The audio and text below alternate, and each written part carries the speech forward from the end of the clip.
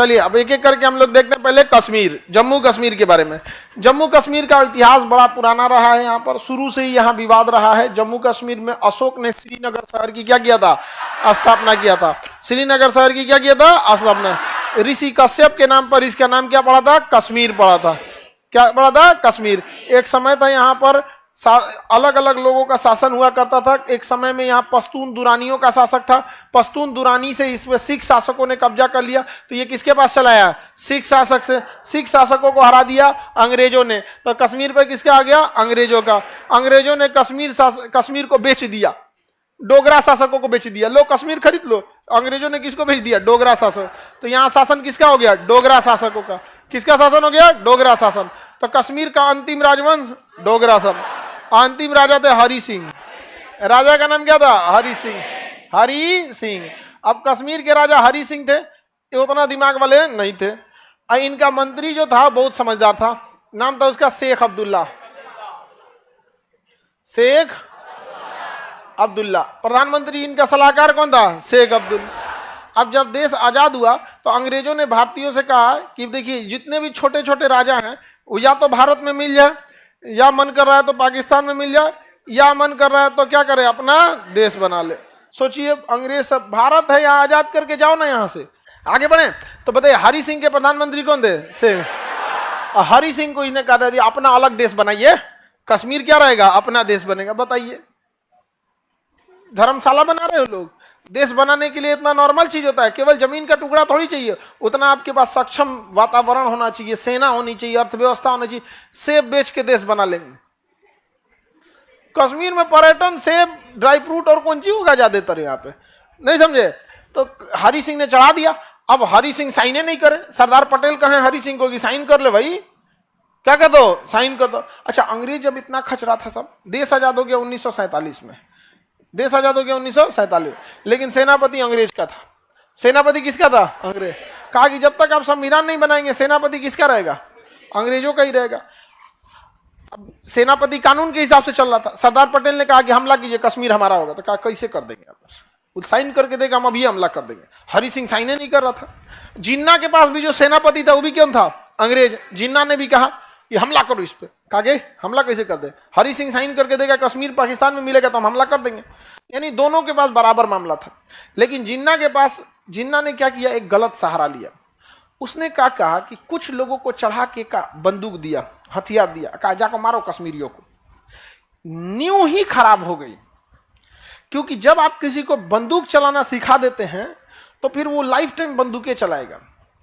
शेर को जब मांस लग जाता है तो खिचड़ी नहीं खाएगा वो।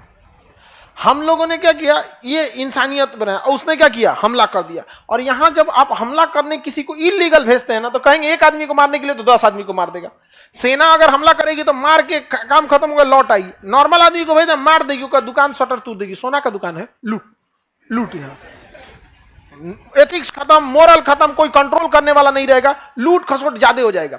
जबकि बाकी में ऐसा नहीं होता है। आप ही लोग को पुलिस बंदूक दे दिया, कहा जाए कि पूरे शहर की सुरक्षा व्यवस्था आपके हाथ में, रात में तुम ही लोग ताला तोड़ने लगेगा। नॉर्मल पुलिस रात भर आपका दुकान किसके भरोसे बंद रहता है, पुलिस का। कभी सोचे जिस दिन वो चाह देगी क्या होगा, एक सड़क पे 2 जीप उधर 2 जीप इधर, भाग यहां से, रास्ता खाली हो जाएगा। लेकिन आप कितनों गरिया लीजिए पुलिस को, लेकिन अल्टीमेट आप उन्हीं के पास जाते हैं। सोचिए आज हम लोग आवाज उठाते हैं पुलिस के ऊपर, आधा घंटा लग गया पुलिस को आने में। भाई आपके घर से पुलिस स्टेशन जितना दूर है ना, पुलिस स्टेशन से आपका घर भी उतने दूर है। तो हर इधर से कौन घुसा दिया, सेना, जिन्ना। सेना घुसा है कि आतंकवादी, सबको आतंकवादी ने जमीन कब्जा किया ही, लोगों का सामानों लूटने लगे सब। हद तब हो गया जब वहां वो हमला करते थे सब ना, तो इतना एरिया कब्जा किए, तो वहां महिलाओं को लेके, लड़कियों को लेके जाने का हम ब्याह करेंगे। आगे बढ़ाना तो एक और लड़की दिखी तो एक से कर लेंगे हम। लूट खसोट इतना रद्द कर दिया, इतना तबाह कर दिया कि हरि सिंह कहा कि भाई अब हमरो यहां से उठा मत ले जाए।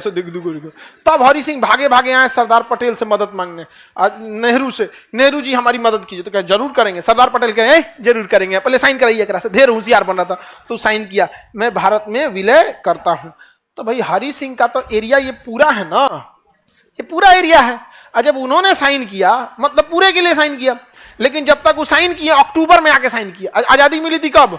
अगस्त में। अगस्त, सितंबर, अक्टूबर, लास्ट अक्टूबर, 26 अक्टूबर को जाके कर रहा है। बताइए, अक्टूबर खत्म करके 26 अक्टूबर को कर रहा है। 3 महीना में कितना हमला हो जाएगा समझ रहे हैं आप लोग यहाँ पे? तब तक इतना एरिया कब्जा कर चुका था। तो अब हरि सिंह आए, तब कौन किया? हरि सिंह साइन किए और कहे बचा लीजिए। तब सरदार पटेल ने साइन कराया और सरदार पटेल जो गृह मंत्री थे तुरंत जाके अंग्रेजों की सेनापति को दिए, ये देखिए अब साइन हो गया, अब तो हमला करेंगे ना, अब आप स्वतंत्र हैं, अब हमला कर सकते हैं। तो जवाहरलाल नेहरू प्रधानमंत्री थे, सरदार पटेल, ब्रिगेडियर उस्मानी को भेजा गया। किसे भेजा गया? ब्रिगेडियर उस्मानी। जिन्ना का हालत खराब हो गया, क्योंकि ब्रिगेडियर उस्मानी जो थे ना, उस समय ब्रिटेन की आर्मी से, इंग्लैंड से ट्रेनिंग लेके आए थे। उस समय का सबसे बड़ा जो ट्रेनिंग एकेडमी वहां था, और जिन्ना ने उनको ऑफर दिया था, आ जाइए हम आपको अपने यहाँ का सेनापति बना देंगे। जिन्ना ने ऑफर दिया था ब्रिगेडियर उस्मानी को, क्या बना देंगे? सेनापति बना देंगे आप। तो ब्रिगेडियर उस्मानी ने कहा कि जिस देश की धरती की शपथ लिए थे, जिस देश की धरती का हमने मेडल पहना था, जिसने हमें नौकरी दिया था, और जब हथियार उठाने से पहले जब हम सर्विस में आए थे तो जो शपथ लिए थे, आपके सेनापति बनने के लिए हम उस भारत का शपथ कैसे भूल जाए? भूल जाइए, आपका पाकिस्तान बन गया है, मरेंगे तो इसी धरती पे मरेंगे यहाँ पर। तो ब्रिगेडियर उस्मानी को जब कमांड दिया गया तो उसके बाद से पाकिस्तानी 1 इंच आगे नहीं बढ़ सके थे, 1 इंच आगे पाकिस्तानी नहीं बढ़ सके। यहां से पूरी तरह से ब्रिगेडियर उस्मानी ने क्या किया? सेना बिछा दिया और पाकिस्तानियों को खदेड़ना चालू कर दिए यहां पर, और पाकिस्तानी सबको पीछे ढकेलने लगे। नौशेरा एक जगह है कश्मीर में जहां पाकिस्तानियों ने अपना गढ़ बना लिया था, और वहां पूरा गोदाम बना लिया था गोला बारूद का, और नौशेरा में पूरे ब्रिगेडियर उस्मानी 1 दिन में कब्जा कर लिए, गोदाम वोदाम सब उड़ा दिए, भाग गया सब पाकिस्तानी का। यही हथियार का यूज करो यहाँ पे। ब्रिगेडियर उस्मानी की एक समझिए अच्छाई कहिए खराबी, ढीठ बहुत थे, ढीठ बहुत थे वहां पे। युद्ध के मैदान में ही जाके उनको समझाते थे अपने सैनिकों को। अब जगह कोई सिपाही है और उसके बीच में ब्रिगेडियर आ गया, ब्रिगेडियर का पावर बहुत बड़ा होता है, समझ में आ गया कि नहीं आ गया? जब सामने ब्रिगेडियर खड़ा रहे तो सिपाही का मनोबल इतना बढ़ जाएगा कि कुछ उखाड़ के फेंक देगा सब वहां पे। इसी बीच में जब ब्रिगेडियर उस्मानी थे तो एक तोप का गोला इनके ऊपर आके गिर गया। हालांकि कई बार ये बच चुके थे। एक बार तोप का गोला, जैसे जहां खड़े होते हैं भाषण देने गए ना, जैसे वहां से भाषण देके खत्म होके हटे, तुरंत वहां एक तोप का गोला गिरा। जिस जगह पे थे भाषण दे रहे थे उसी जगह पे, जैसे खत्म हो गया उसका, जैसे गए अपने जीप में बैठे वहीं गोला गिर गया। तो लोगों ने बताया कि सर आप जहां थे वहीं पे तोप का गोला गिर गया था। तो कहे कि तोप के गोला को भी पता है ब्रिगेडियर की इज्जत की जाती है। तो हरि सिंह की गलती की वजह से ये एरिया किसने कब्जा कर लिया? अब जवाहरलाल नेहरू को ये लगा कि हम मुकदमा कर देते हैं, हम क्या करते हैं? केस कर देते हैं। कहां पर? यूएनओ में। कहां केस करेंगे? यूएनओ में। अब जवाहरलाल नेहरू चूंकि वकील थे, उन्हें लगा केस लड़ लेंगे, लेकिन ये नहीं समझ पाए अंग्रेज यूएनओ ऐसा संस्था बनाए जहां कोई भी मामला फंस जाता है, और लेके चले गए कश्मीर मामला को कहां पे? यूएनओ में। अब पाकिस्तान कहता है कि हम यहां जनमत संग्रह कराना चाहते हैं, यहां के लोगों से पूछना चाहते हैं तुम कहां रहना चाहते हो, हम लोगों से मिलना चाहते हैं कहां रहना चाहते। लेकिन हरि सिंह जब साइन किए थे ना, तो शेख अब्दुल्ला एगो खचरा था यहाँ पे, उसने 370 जोड़वा लिया था। क्या जोड़वा लिया था? 370, जिस वजह से हम लोग वहां नहीं रह सकते थे। मोदी जी यहाँ किसको निपटा दिए? 370 निपटा दिए। सरदार पटेल ने साइन करा लिया, ब्रिगेडियर उस्मानी तबाह कर दिए, और नेहरू कहां लेके चल गए? यूएनओ में। देखिए, नेहरू अगर यूएनओ में ले गए तो आप भले नेहरू की गलती कीजिए, लेकिन गलती जो है यूएनओ की है। यूएनओ छाती पीट के चिल्लाता है यूक्रेन में क्या हो गया, यूक्रेन, अरे सीरिया में क्या हुआ था, अफगानिस्तान में घुस के मारे लोग, क्या हुआ था अफगानिस्तान में, इराक में क्या किया, सब तबाह कर दिया सब इराक में।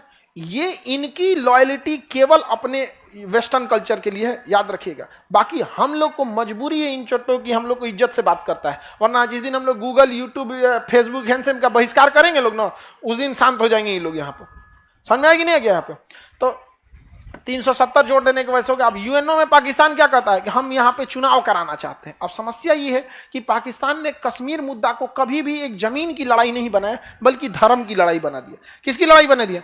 धर्म की। और माइंड गेम खेलता है पाकिस्तान कैसे, ध्यान से समझिएगा। पाकिस्तान का माइंड गेम कैसे है, वो अपने आतंकवादियों को भेजता है कहाँ पे? कश्मीर में, और कहेगा नमाज पढ़ने वाली टोपी पहनो। आप बताओ, लड़ाई लड़ने के लिए तो हेलमेट पहनना चाहिए ना। हम ही लोग अगर कहीं लड़ाई लड़ने जाएंगे तो क्या गमछा बांध के जाएंगे कि टोपी पहन के जाएंगे? हेलमेट पहन के जाएंगे। हेलमेट नहीं भेजता, क्या भेजता है? टोपी, और टोपी में भी नमाज वाला। अच्छा, हम लोग चितकबरा कपड़ा पहनेंगे, छुपने में आसानी है, वो कुर्ता पैजामा पहनाएगा।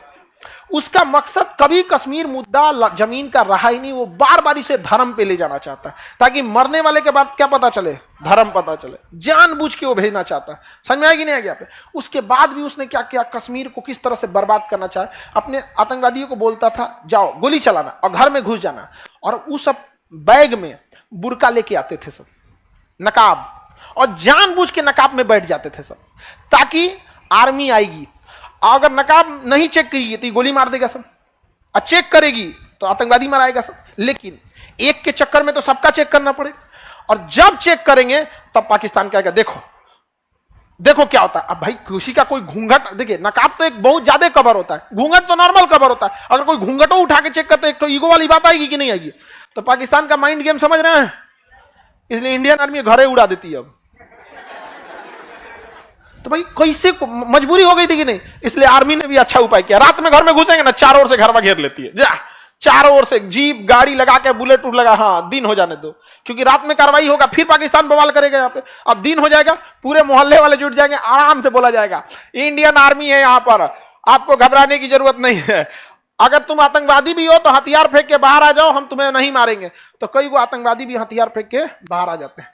इंडियन आर्मी फिर उसे शिक्षा देती है, सब कुछ कराती है, उसके बॉन्ड भरवाती है, गार्जियन को करती है, उसके बाद फिर उसे समाज की मुख्य धारा में लेके आती है। तो धीरे धीरे समय लगेगा, एक इतना लंबा समय से इसने रद्द कर दिया है तो एक समय ज्यादा लग जाएगा, क्योंकि 370 हटने के लगभग 30 से 40 साल लगेगा उसे किस में आने में, मुख्य धारा में आने में। तो पाकिस्तान ने कश्मीर का वह हिस्सा कब्जा कर लिया जो हरि सिंह के साइन नहीं किया था जब तक, और इस एरिया को कहते हैं पाक ऑक्युपाइड कश्मीर। क्या कहते हैं? पाक ऑक्युपाइड कश्मीर, POK। क्या कहेंगे? पाक ऑक्युपाइड कश्मीर। ये 30% है। कितना परसेंट है? तो पाक ऑक्युपाइड कितना परसेंट है? कब कब्जा किया? 1948 तक। 1948 तक में क्या कर लिया? कब्जा कर लिया। इसी को खाली कराने के लिए जवाहरलाल नेहरू कहां चले गए? इंटरनेशनल कोर्ट में चले गए। अभी यूएनओ कहता है कि यहां जनमत संग्रह कराइए। क्या कराइए? जनमत संग्रह कराइए। भारत भी रेडी हो जाता है, कहता है ठीक है कराइए। लेकिन जब जनमत संग्रह होगा तो वहां पाकिस्तान की सेना नहीं रहनी चाहिए, तो पाकिस्तान की सेना पीछे हटाइए। तो पाकिस्तान कहता ना ना, हम जैसे पीछे हटाएंगे तो चढ़ के कब्जा कर लेगा, कहेगा जनमत तो संग्रह नहीं होगा। देखिए यही डरा हुआ है, क्योंकि जनमत संग्रह तब होता है जब वहां आप अपनी सेना हटाएंगे, तब आप अपनी सेना रख के कैसे कर सकते हैं आप? हाँ, तो पाकिस्तान कहता है ठीक है यूएनओ की सेना रहेगी। तो यूएनओ में सबसे ज्यादा कहां की सेना है? भारत की।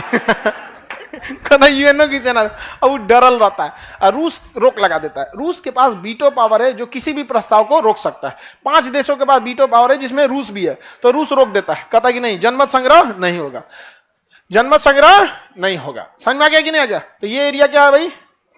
POK। कितना परसेंट? कितना परसेंट? 30%। आगे बढ़े। अब देखिए ध्यान से, इधर का एरिया कहलाता अक्साई चीन। चाइना ने 1962 में कब्जा कर लिया। कौन सा? अक्साई चीन। 1962 में कौन कब्जा कर लिया? कितना परसेंट? 10%। तो इधर से अक्साई चीन किसने कब्जा कर लिया? अब POK कौन कब्जा कर लिया? भारत का दोनों ओर से मुड़िए उड़ा दिया। समझ में आ गया कि नहीं आ गया? अब ये जो हम लोग नक्शा दिखाते हैं ये हमारा ओरिजिनल नक्शा है, लेकिन वास्तविक रूप से ये स्थिति नहीं है। इधर कौन कब्जा किया? इधर कौन कब्जा किया? चाइना ने कब्जा कर रखा है। किसी को दिक्कत है तो बताया जाए। ये एरिया कौन सा हो गया आपका? अक्साई चीन। सियाचिन किसके पास है?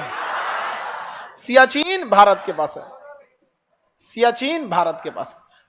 एक बार पाकिस्तान ने ना 1984 में सियाचिन पर कब्जा कर लिया। 1984 में कहां कब्जा कर लिया? सियाचिन में कब्जा कर लिया। अब हो गया आफत। यहां का टेम्परेचर होता है -60 डिग्री सेल्सियस। कितना डिग्री? ऐसे थूकिएगा ना तो थूक जमीन पे गिरने से पहले जम जाता है, यानी अगर किसी को थूक दीजिएगा तो उसको चोट लगेगा, इतना ज्यादा ठंड पड़ता है। 20 सीटी लगाइएगा कुकर में तो आलू गलता है, या 20 सीटी में आलू गायब हो जाएगा। खत्म हो जाएगा 20 सीटी में। हाँ, 20 सीटी में क्या गलता है? आलू। वहां पानी होता ही नहीं है, खौलाना पड़ता है पानी के लिए। यहाँ पे इतना ठंड में कोई लड़ाई कैसे लड़ेगा? और उसमें पूरी क्या होती है, बर्फ जमी रहती है। अब -60 डिग्री सेल्सियस, अब पाकिस्तानिया जाके वहां कब्जा कर लिया। हम लोग को पता कैसे चला पता है? कुछ पर्वतारोही आए थे सब भारत में चढ़ने के लिए पहाड़ के, तो उनके पास कुछ नक्शा था, तो उन्होंने कहा कि अभी हम पाकिस्तान से भी परमिशन लेके आए हैं, उन्होंने भी हमें परमिशन दे दिया है सियाचिन पे चढ़ने के लिए। तो इंडियन आर्मी कहेगी रे चोट्टा कहीं कहा, सियाचिन पे चढ़ने के लिए परमिशन तुम पाकिस्तान से लाया है? तो भारतीय सेना जो थी समझदार थी, रिएक्ट नहीं की। समझदार आदमी रिएक्ट नहीं करता, देखिएगा ना, जो समझदार रहेगा ना उसके काम लायक चीज रहेगा तो उसमें सबसे कम रिएक्ट करेगा, ताकि आपको आभास ना होने दे। अच्छा कहा ठीक है पाकिस्तान से लिए, नक्शा देखा, एगो फोटोकॉपी करा के रख लिया। अब उसको बता देते तो पाकिस्तान में बोलता कि आपका नहीं है का हो, इंडियन आर्मी पूरी तरह हड़क गई थी। अब भारत ने सोचा कि बाप रे बाप, इस ससुरा पीओके ले गया, आक्साई चीन ले गया, चढ़ गया किस पे, सियाचिन पे। अब इंडियन आर्मी भेजी सियाचिन पे रेकी करने के लिए, रेकी मतलब जासूसी करने के लिए।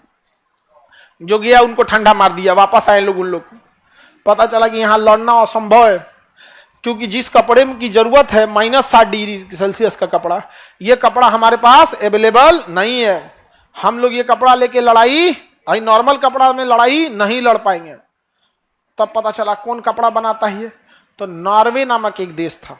एक देश का नाम क्या था? नॉर्वे देश वो कपड़ा बनाता था। तो भारत ने कहा कि ठीक है अगले साल हम लोग युद्ध करेंगे, हथियार वगैरह रेडी रखो, और नॉर्वे से कपड़ा मंगाते हैं। तो नॉर्वे से जब कपड़ा मंगाए गए तो कपड़ा बहुत हल्का था और ठंड पूरा रोक लेता था। तो लोग, इंडियन आर्मी ने कहा कि ठीक है, नॉर्वे की कंपनी कहा कि हमको कपड़ा ऑर्डर करना है, 10,000 पीस हमको दे दीजिए। तो नॉर्वे ने ले लिया टेंडर, लेकिन कहा कि हम आपको 2 साल तक नहीं दे पाएंगे, क्योंकि अभी हमारे पास ऑर्डर बहुत ज्यादा है। तो भाई किसी कंपनी के पास ऑर्डर ज्यादा रहता है। तो इंडियन आर्मी ने रिक्वेस्ट कहा कि हमको अर्जेंट बेसिस में चाहिए, हमको दे दीजिए। तो उसने कहा कि देखिए हमें जो पहला भी ऑर्डर आया ना वो भी अर्जेंट बेसिस का है, पाकिस्तान का। तो इंडियन आर्मी यहाँ में ये कौन सी कर दिया रहे तुम यहाँ, अब तो पगला गए हम लोग, क्योंकि उसके पास कपड़े पहले से थे उसके पास, और एक्स्ट्रा मंगा रहा था कौन, पाकिस्तान। अब इंडियन आर्मी कहेगी 1 साल अगर रुकेंगे ना तो पहले ऑर्डर किसको मिलेगा, पाकिस्तान को, सियाचिन हाथ से निकल जाएगा। इंडियन आर्मी अपने जवानों को बुलाई जो सबसे सशक्त थे, और पूछी कि देखिए हमारे पास ये हकीकत है कि जिन कपड़े हमारे पास है उसमें हम लोग सरवाइव करना बड़ा मुश्किल है, यानी अगर जाएंगे 10 लोग तो 5 आदमी तो बीमार पड़ जाएंगे ठंड से, क्या आप लड़ सकते हैं? स्थिति ऐसी है कि अगली साल नामुमकिन हो जाएगा। तो इंडियन आर्मी के जवानों ने कहा कि हम बिल्कुल लड़ेंगे, इसी कपड़ों में लड़ेंगे, और आजे से चढ़ाई कर देते हैं। तो 1 साल वेट नहीं किया गया, जबकि अगले दिन ही चढ़ाई के लिए भेज दिया गया। डर इस बात का था, पता है क्या है, हमारे सैनिक बीमार पड़ रहे थे, ठंड थी, और वो वहां पहले से थे। अगर पता चल जाता कि इंडियन आर्मी जा रही है तो फिर उनको लिए जीतना एकदम इजी था, क्योंकि पहले से स्टैंड लिया था, मार देते यहाँ पे, और कुछ नहीं करना है, बम का गोला मारते, बर्फ गिरता, भूस्खलन होता, पूरा पहाड़े घसक जाता वहां पे। तो इंडियन आर्मी करे तो क्या, तो कहा गया कि आप लोग जब जाइएगा चढ़ाई कीजिएगा ना, तो सफेद कपड़ा दिया गया, पूरा कपड़ा रहता था ये वाला ठंड वाला, और सफेद जैकेट दे दिया था, दस्ताना भी सफेद, सब चीज सफेद, मास्क भी सफेद, ठंड से बचाना होता ना, चश्मों का खोलवा जो रहता तो वो कौन चीज सफेद, सब चीज सफेद। और चलते तो लोग बर्फ में सफेद तो पता ही नहीं चलता था, दिख भी नहीं करता था यहाँ पे। लेकिन उनको सख्त आदेश दिया गया था कि आप रेडियो पे बात नहीं करेंगे, क्योंकि जैसे रेडियो पे बात करेंगे ना उसकी फ्रीक्वेंसी सुनाई देने लगती है, उसकी फ्रीक्वेंसी क्या करती है, सुनाई देती है। क्योंकि अगर आप जैसे अभी कोई वायरलेस पे बात कर रहा होगा ना रेडियो पे, आपके पास भी अगर वायरलेस वाला होगा ना एंटीना, अगर उस फ्रीक्वेंसी पे ले जाएंगे तो आपको भी बतिया सुनाई देने लगेगा। कहा कि इसमें मत रहना वरना पाकिस्तानी सुन लेंगे। सोचिए इंडियन आर्मी को कितनी तकलीफ हुई होगी कि उस दुर्गम परिस्थिति में जाना है जहां कपड़े भी उस लायक नहीं है, लड़ाई भी लड़ना है, बीमार पड़ गए तो रेडियो पे भी नहीं बता सकते, समझा कि नहीं। अब जब वहां पहुंचे कारगिल की लड़ाई एकदम सियाचिन पे, तो रास्ते में बहुत सारे लोग बीमार पड़ गए, लेकिन कैसे भी करके टेंट लगाया गया। टेंट लगाने से थोड़ा सा ठंड बच जाता है, हवा वगैरह, टेंट लगा के आराम कर रहे थे लोग। एक सिपाही था जो बाहर संतरी की ड्यूटी कर रहा था, क्योंकि एक आदमी जगता है बाकी सब लोग सोए रहते हैं, और जब वो जगते हैं तो उसको लोग सुला देते हैं। रात 2 बजा ना, तो उसमें एक चुनमुन पांडे था, हाँ चुनुन पांडे, जो संतरी का ड्यूटी कर रहा था, उसको अचानक से दिखाई दिया ना कुछ सैनिक आ रहे हैं, अब करे क्या करे, कुछ सैनिक आ रहे हैं तो देखा कि कुछ सैनिक आ रहे हैं तो सोचा उठाने के लिए, तब तक देखा कि उधर से सैनिक फायरिंग पोजीशन पे हैं, तो इधर से चुनमुन पांडे ने क्या कर दिया, गोली चला दिया। और जब गोली चलाया तो उधर से भी क्या चलने लगी, गोली चलने लगी। गोली चलने लगी तो इसने जो निशाना लगाया था सटीक लगाया था, और इस निशाने से मारा, उधर 3-4 ठो मर गया, और उधर से भी गोली चलने लगी तो गोलीबारी की आवाज सुन के ये लोग जग गए। और तब तक जब देखे लोग तो तब तक इनको गोली लग चुकी थी, शहीद हो चुके थे, और गोली चलाइए रहे थे। तब तक ये लोग उठ के, और जो पाकिस्तानी उधर से आ रहे थे सबको मार के धड़धड़ा के नाच दिया, सब पाकिस्तानी वहां क्या हो गया, सब मर गया सब। अब जब पाकिस्तानी मर गया तो ये लोग को डबल खुशी थी, कपड़वा मिल गया। समझा नहीं, ठंडा में कांप रहे थे यहाँ पे, समझ में आ गया कि नहीं। जबकि एक हमारा जवान क्या हो गया, शहीद हो गया। लेकिन सोचिए अगर वो लोग गोली चला देता और शहीद हो जाता तो इन लोग को सोए में आके गोली मार देता सब। अब इसने कितना समझदारी किया, धड़धड़ा के गोली चलाया कि भाई उठाए से अच्छा गोलियां क्या वजह से तो उठबे करेंगे, धड़धड़ा के मार दिया, सारे पाकिस्तानी क्या हो गए, सब मर गए सब। शहीद कौन जी, मर गए सब। यहाँ पाकिस्तानी क्या हो गया, मर गया। भारतीय सेना ने उसका क्या कर दिया, कपड़ा पहन लिया, उगारे फेंक दिया, भाग गया छोटा। उनको दफना दिया गया। इंडियन आर्मी चाहे जितने भी पाकिस्तानी मारे जाते हैं हम लोग उनको दफनाते हैं, और बाकायदा जो इस्लामिक परंपरा है उस विधि से हम लोग क्या करते हैं, दफनाते हैं। देखिए लड़ाई अपने जगह पे है, संस्कार अपने जगह पे होता चाहिए। आप देखिएगा महाभारत और रामायण में जितनी लड़ाइयां हुई हैं लंका में, उससे ज्यादा खून खराबा तो कहीं नहीं हुआ, लेकिन संस्कार की हानि आप कभी नहीं देखिएगा। मरने के बाद ऐसा नहीं हो गया कि कहीं संस्कार विहीनता हुई थी, तो हम अभी भी उस परंपरा को, उसको दफना दिया गया। अब पाकिस्तान वाले जो थे सब, उन सबको लगा कि भाई उनकी आर्मी तो पहुंच चुकी है यहाँ पर, अब ये लोग रेडियो ऑन कैसे करें, यहाँ पे इतनी बड़ी जीत हो गई थी, बताइयो नहीं पाए लोग कि भाई कपड़ा मिल गया हमको। तब तक उधर पाकिस्तानी हेलीकॉप्टर आया खाना पहुंचाने के लिए। क्या पहुंचाने के लिए, खाना। अरे छोटा कहीं का यहाँ खाना वाला चल गया, खाना वाले ये लोग हैं, बढ़िया बढ़िया उधर से लाया होगा बिरयानी उरियानी बना के, खाना गिरा दिया, एक्स्ट्रा कपड़ा कंबल उम्बल सब गिरा दिया यहाँ पे। ये लोग कहेंगे thank you thank you thank you, पूरा गिरा दिया कपड़ा। अब ये लोग रेडियो चालू किए इंडियन आर्मी को, बेस कमांड को, कि 2-4 और एक आध बटालियन भेजिए, हम लोग यहाँ कपड़ा का इंतजाम कर लिए हैं। अब ये लोग रेडियो का कुछ ने दुकान खुलल है का, यहाँ कोनो चीज का दुकान ना खुलल है, आसपास खाली बर्फ दिख रहा है। यहाँ पे मार दिए लोग पाकिस्तानियों का, उसको उघारे रखे हैं उधर। तो बेस वाले का कोई बात नहीं, अपना वाला कपड़ा पहना दो, अपना पहना दो। यहाँ पे तूने नॉर्मल कपड़ा था वो पहना के दफना दिया गया यहाँ पे। समझ में आ गया कि नहीं आ गया। अब इंडियन आर्मी वहां क्या कर ली, कब्जा कर ली, और यहाँ का पूरा एरिया किसके कंट्रोल में आ गया, इंडियन। कब से है कंट्रोल में, 1984 सियाचिन। इसे कहा गया ऑपरेशन मेघदूत। क्या कहा गया, ऑपरेशन मेघदूत। ऑपरेशन मेघदूत चला के किसे कब्जा कर लिया गया, सियाचिन। वरना इसमें भी कब्जा कर लेते वहां पे। अब पाकिस्तान भी यहाँ पे है लेकिन निचवा है। पाकिस्तान कहाँ है, नीचे है, और उसको नीचे ठंडा मार देता है। अब यू बैला नीचे है, नीचे उसको क्या मार देता है, ठंडा मार देता है। अब तो पैसा है नहीं जो कपड़ा खरीद सके, तो इंडियन आर्मी से कहता है कि आप लोग भी पीछे हट जाइए।